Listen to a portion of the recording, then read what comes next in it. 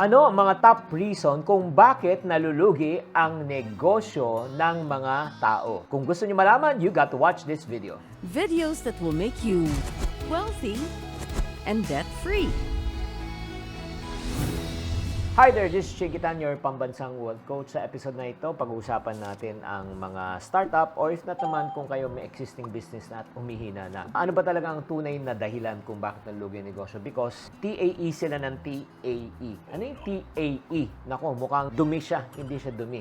Ang TAE stands for Trial and Error. Karamihan po ng tao talaga, pag nagnenegosyo, sumusubok muna. Yung parang, ay, subok lang.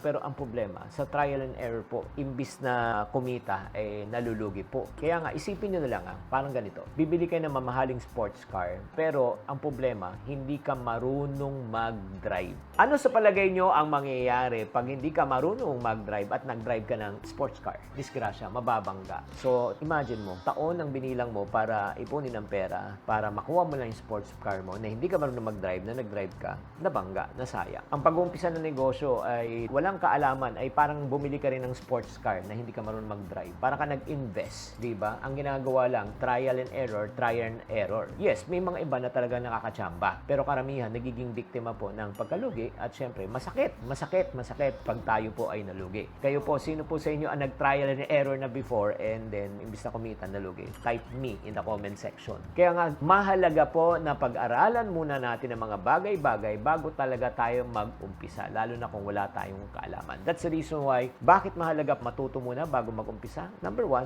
may iwasan mo yung mga pagkakamali. Especially sa business operation, meron tayong mga tinatawag na pagkakamali. Like for example, I always tell people, ito lang wag na wag kang mangungutang sa first venture mo. Mas maganda, ipunin mo na yung pera mo bago ka talaga mag-umpisa. Bakit? Just in case na malugi, ang nawala lang yung puhunan pero hindi ka nagbabayad ng interest. Kasi pag nangutang ka, may interest ka, may responsibility ka. Agree o disagree? Type agree. Kung ikaw na-experience ka na yan. At the same time, pag natuto ka na, syempre, you will be able to minimize yung mga pagkakamali. Number two, pag ikaw may alam ka na, yung efficiency mo in terms of running the business, mas mapapadali. Diba? You will save time, you will save money, you will save resources. Number three, pag ikaw natuto ka na, you will also gain confidence. Diba? Knowledge breeds confidence. Like for example, pag natuto ka na mag-drive, diba? Parang natural na sa'yo Hindi ka na natatakot na mag-drive. And then, not only that, it also avoids unnecessary pains and losses. Hindi lang po to financial loss ang pinag-uusapan natin, mental and emotional. Ang minsan, ang hirap makabawi. Lalo na yung tinatawag nating confidence. So, yun yung pinakamahirap po talaga. So, ngayon, para sa mga taong wala pang kaalam-alam, right now, I would like to give you the step on how to drive your business. I want you to treat and imagine that you are going to a driving school. That's the first step, di ba? Ang kailangan mo, bago ka talagang mag-drive ng isang sasakyan,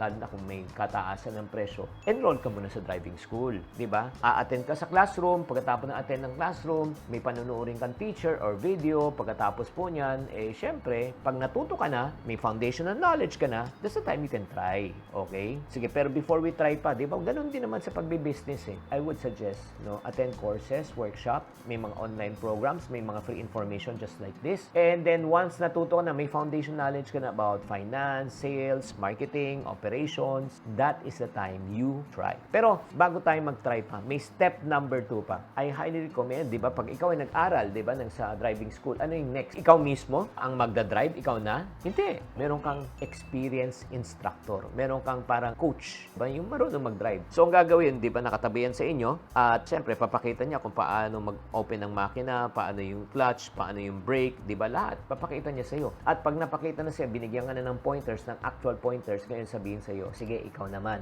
mag-open ka muna ng makina. It's your turn, di ba? In other words, importante po yan that we need seek guidance, Importante yan sa negosyo. Mas maganda na meron kang mga coaches and mentors na experience sa pagnenegosyo. At ibibigay na po sa inyo insight, advice, yung valuable experience po nila para matuto ka, di ba? Ito lang po sasabihin ko po sa inyo totoo. Walang shortcut sa success. But, you can cut short your learning curve if you learn from people who are already good at what they're doing. Do you agree? Type agree sa comment section kung nag-agree ka. So ngayon, nag-enroll ka na, tinuruan ka na, ano next na gagawin mo? Pero bago natin malaman kung ano next na gagawin mo, shout out naman tayo kay Ann Lim, di ba? Siyempre kay Chad, kay Sean, also from Davao City. Maayong buntag, hapon o gabi sa imo. Okay, si Alfredo Dulay also, kamusta na po? So ngayon, let's go to number 3. Practice na. Oo, practice and gain experience. So importante na po yan. Di ba? Pagkatapos mo naturuan ka, ikaw naman, titignan ka ni coach para,